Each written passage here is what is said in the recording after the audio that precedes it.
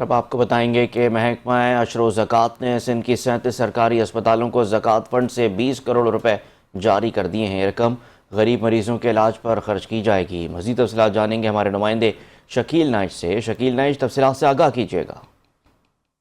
جی، محکمہ عشر و زکوٰۃ کی جانب سے دوسری قسط کے طور پر صوبے بھر کی 37 اسپتالوں کو 20 کروڑ روپے جاری کر دیے ہیں۔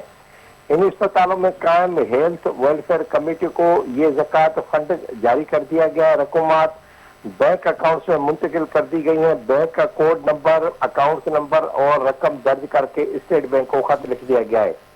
مالی سال 2024-25 کی دوسری قسط ہے اور صوبائی زکوٰۃ فنڈ سے دوسری قسط کی رقم کی منتقلی بھی کر دی گئی ہے۔